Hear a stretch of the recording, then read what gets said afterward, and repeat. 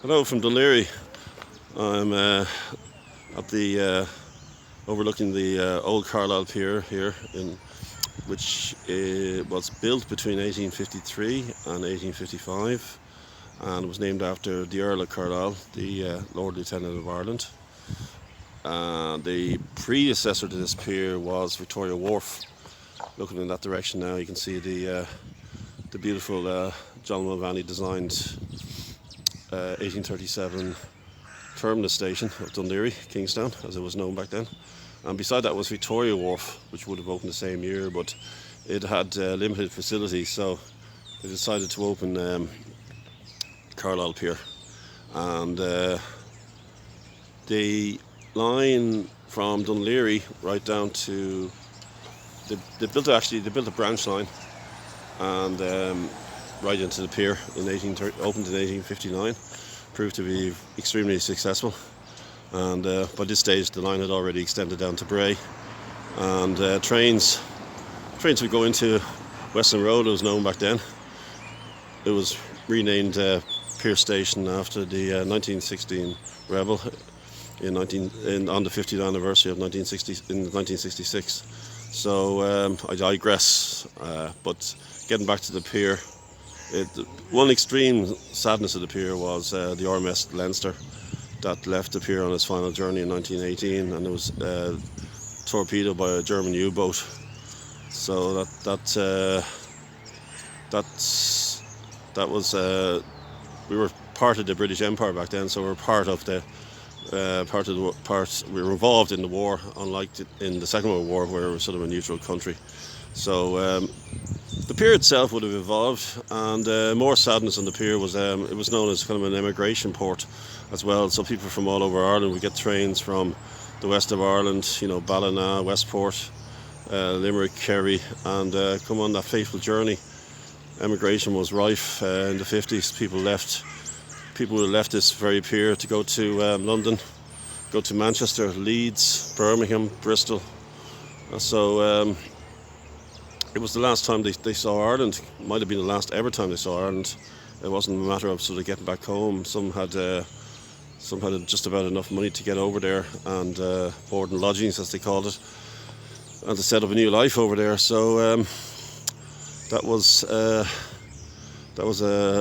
endemic in the 50s and 60s in Ireland, the emigration boat.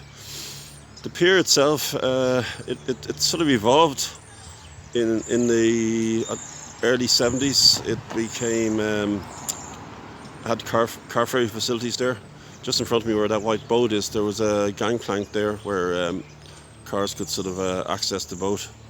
And personally, I was first on, yes, I think it was the Columbia, the Stena, there's no sailing owned by British Rail in 1977. I think it was Easter 77. So I was one of many excited kids that would have made that long journey to London, which took all day.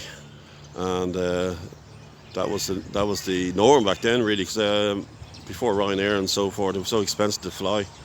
So getting over by sea and train was the appropriate way to get over. Now, the rail connection was disconnected in October 1980. They were doing the dark construction works, and they were sort of anticipating the problems with the track bed and the curvature as well. So they decided to disconnect the line, and just heading now towards this very bridge, which some of the infrastructure is still here, as you'll be able to see in a minute.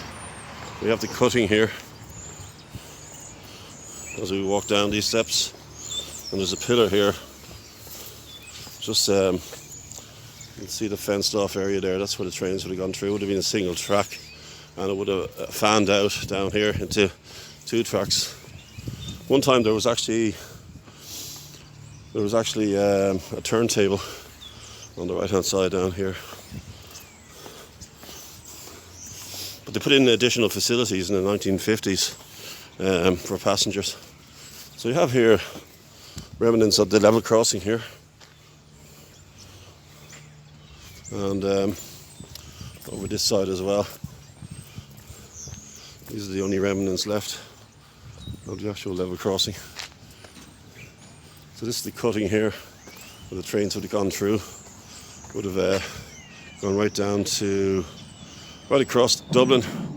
Would have gone right down to Euston Station underneath Phoenix Park and travelled all over. There's the Dart now. So you can see the proximity of the Dart to this old sort of cutting. So you would have had a signal box over here.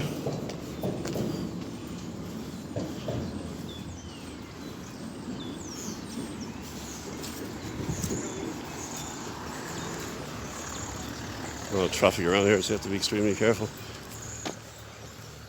So we are where the tracks were. You wouldn't think one day there's the hustle and bustle of trains coming here, people get off with their belongings and heading for a new life in England. So the tracks would have been here, and the actual tracks would have led right down to the end down there.